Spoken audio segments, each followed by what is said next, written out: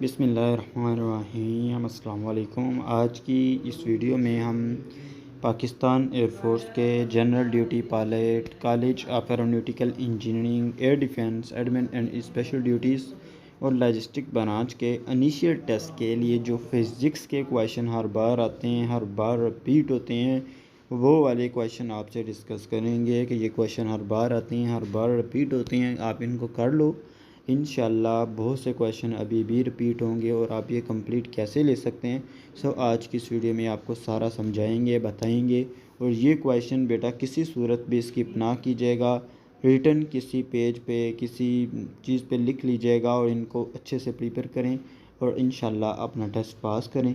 चलिए हम वीडियो की तरफ चलते हैं। जो बच्चा चैनल पे न्यू है वो काइंडली चैनल को सब्सक्राइब कर ले ताकि फ्यूचर में आने वाली information, updates and daily PF के एक्सपीरियंसेस आपको मिलते रहें। जीडीपी के, एटी के, एडमिन एंड स्पेशल ड्यूटी, उसके बाद सीएई लॉजिस्टिक ब्रांच के लिए ये क्वेश्चन बहुत इंपॉर्टेंट है। सो मस्ट प्रिपेयर दिस क्वेश्चन।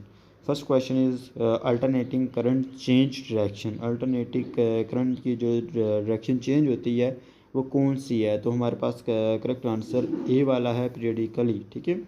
और second question, the frequency of N AC wave form is measured in. ठीक है। अल्टरनेटिव करंट की फ्रीक्वेंसी मेजर कैसे की जाती है, किस में मेजर की जाती है? तो हर्ट्ज़ में। ठीक है। फ्रीक्वेंसी में जो है मेजर की जाती है।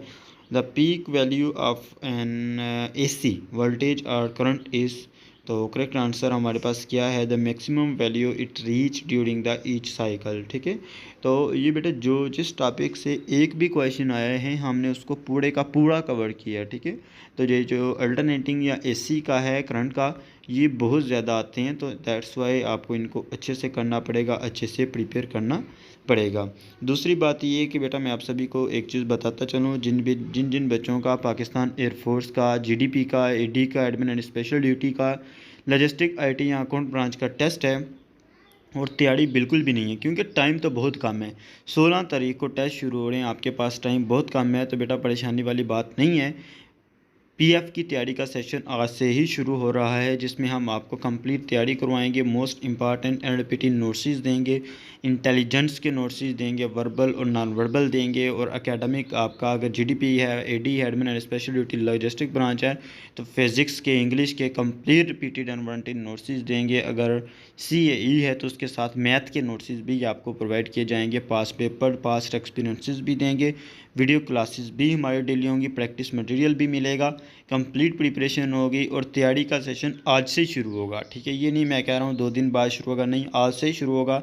टाइम कम है, बहुत से बच्चों ने ज्वाइन कर लिया है, आप क्यों बेटा अपना टाइम वेस्ट कर रहे हैं, किसका वेट कर रहे हैं? आ जाइए अभी। 9 व्हाट्सएप 0349747048 पर व्हाट्सअप करें। फ़ी इंतहाई अफोर्डेबल है और इंशाल्लाह कंप्लीट तैयारी है, वारंटी नोट्स हैं, वारंटीड हैं। इंशाल्लाह उनको प्रिपेयर करें और अपना टेस्ट पास करें। इंटेलिजेंस भी हैं, एकेडमिक भी हैं। ठीक है। शॉर्ट टाइम के अंदर हम आपको लिमिटेड और सिलेक्टिव नोट्स देंगे, जिनको आप प्रिपेयर करें और अपना टेस्ट पास करें। 9 व्हाट्सएप आ जाइए, अभी आ जाएँ। ठीक है। वीडियो में मैं तो बेटा क्वेश्चन प्रोवाइड कर रहा हूँ, बट ये देखिएगा इतने ज़्यादा क्वेश्चन मैं कैसे आपको एक दिन में या इतने डेज़ में करवाऊँ, अगर आप इन फाइल्स को बाय कर लें, क्योंकि ये एक फ़ाइल नहीं है, तो सिर्फ फिज़िक्स की एक फ़ाइल है, तो 2-3 फाइल इस तरह की हैं फ़िज़िक्स की, और उसके बाद जो है दूसरे मैथ वगैरह है जिन सीएई वालों का, और उसके बाद जो है आपके पास फिज़िक्स है, इंग्लिश है, तो सभी के नोट्स हम आपको देंगे, पास पेपर्स भी देंगे, प्रैक्टिस मटेरियल भी देंगे। तो आप आ जाएँ, कंप्लीट मटेरियल लीजिए और बाय करें और तैयारी शुरू करें। ठीक है। Our next question is, the specific heat capacity of a substance is defined as the amount of heat required to raise temperature of. The correct answer is A. 1 kilogram of the substance by 1 degree Celsius. और 6 वाला question, which are the following statement is true about the thermal expansion. Thermal expansion के related कौन सी statement जो है वो ठीक है, ओके है? तो बी वाली, solid expand more than liquid when heated. जब सॉलिड को एक्सपेंड जो सॉलिड को हीट दी जाती है तो ये लिक्विड की कंपैरिजन से ज़्यादा फैलता है। ठीक है। तो ये हमारे पास ट्रू स्टेटमेंट है। और उसके बाद the process by which a gas change into a liquid is called. कौन सा ऐसा प्रोसेस है जिसमें हम गैस को चेंज करते हैं लिक्विड में? तो कंडेंसेशन हमारे पास करेक्ट आंसर है बी वाला। ठीक है। The first law of thermodynamic is a statement of, किसकी स्टेटमेंट है फर्स्ट लॉ? कंजर्वेशन एनर्जी की। ए वाला हमारे पास करेक्ट आंसर है। तो बेटा ये मोस्ट रिपीटेड क्वेश्चन है, इनको लाजमी करें, अच्छे से प्रिपेयर करें। जो समझ नहीं आ रही कमेंट में बताएं, मैं आपको उसमें डिटेल से समझाऊंगा।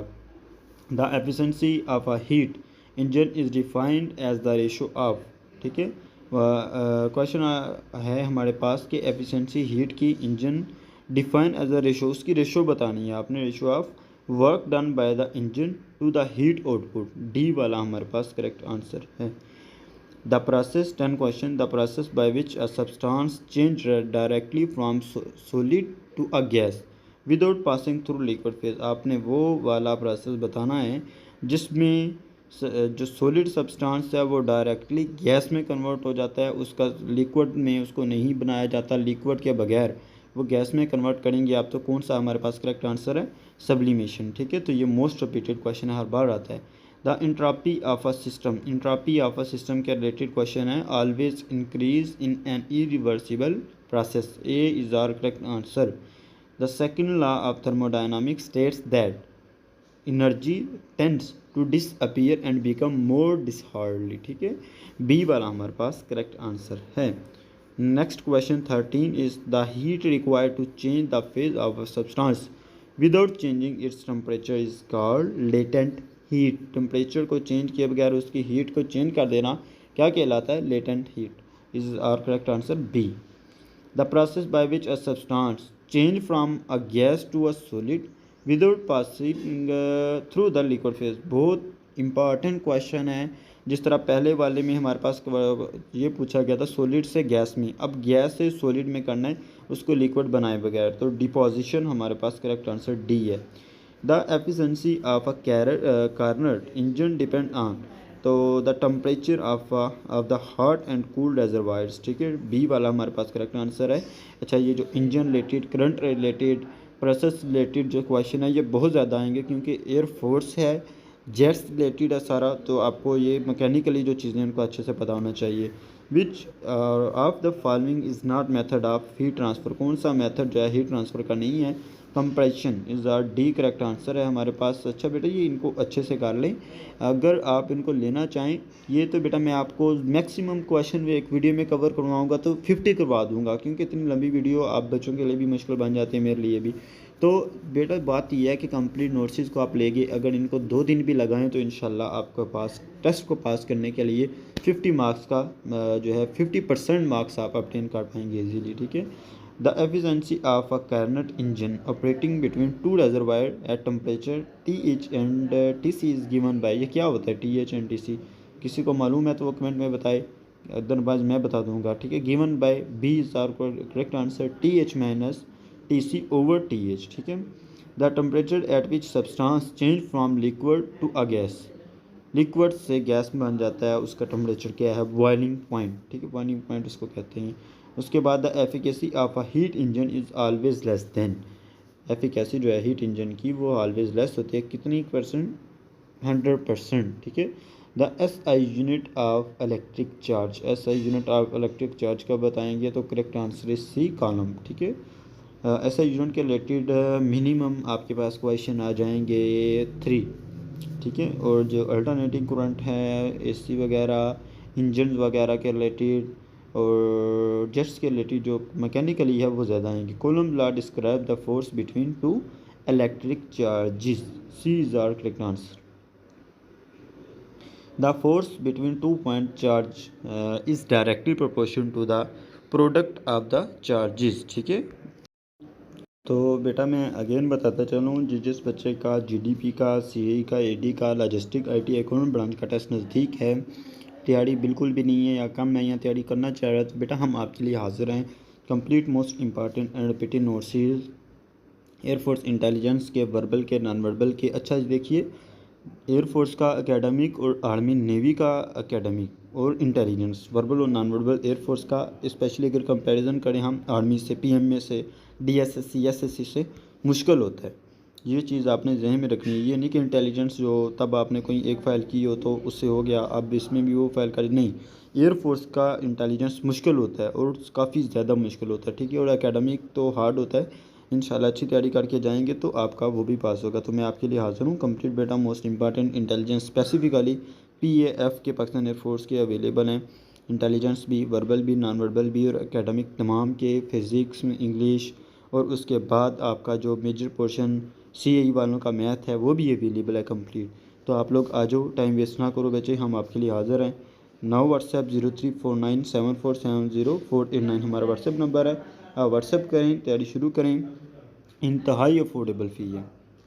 और नेक्स्ट क्वेश्चन है हमारे पास, which of the following optical defect occur due to the irregular curvature of the cornea और लेंस। ठीक है।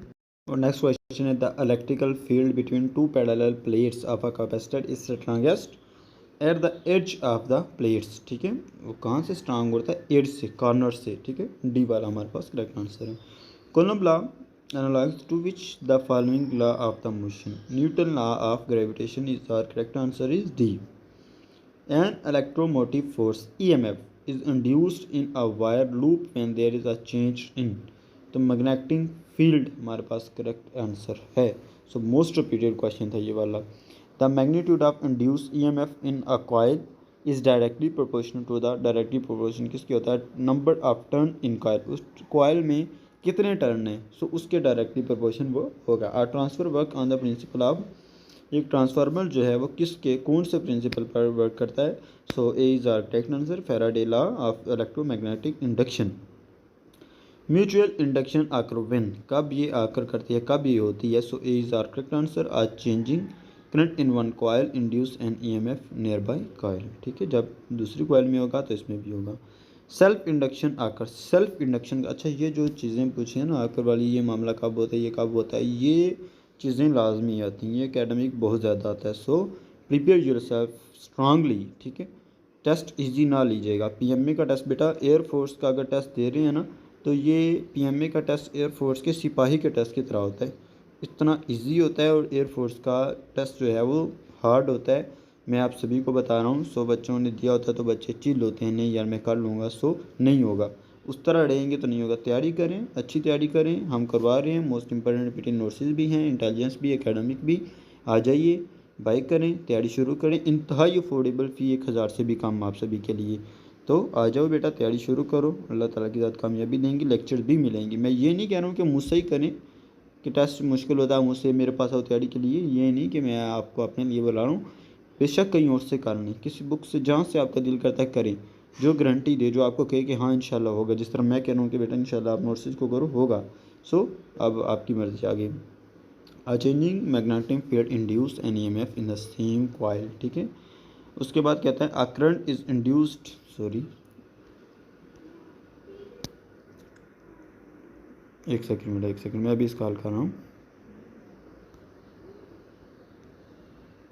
हाँ जी, a current is induced in a closed loop of wire when the magnetic flux through the loop तो increase, हमारे पास क्या आएगा? Increase हो जाएगा। Last question, which of the following factor does not affect the magnitude of induced EMF in a coil? So our correct answer is resistance of coil। सो आज रोज़ा भी है और उसकी वजह से आवाज़ में थोड़ा बहुत अगर खराब आया है तो आप लोग इसको इग्नोर कीजिएगा। और दूसरी बात ये बेटा मैं आपको अगेन बताना चाह रहा हूँ, तैयारी के लिए तमाम ब्रांचेस के लिए शार्ट सर्विस कमीशन जो है उसके नोट्स भी अवेलेबल हैं, GDP से जो है इन सभी के नोट्स अवेलेबल हैं। सो आप आ जाओ, मोस्ट रिपीटेड हैं, पास पेपर्स भी हैं, प्रैक्टिस मटेरियल भी है, बाय करें और तैयारी शुरू करें। अल्लाह हाफिज़।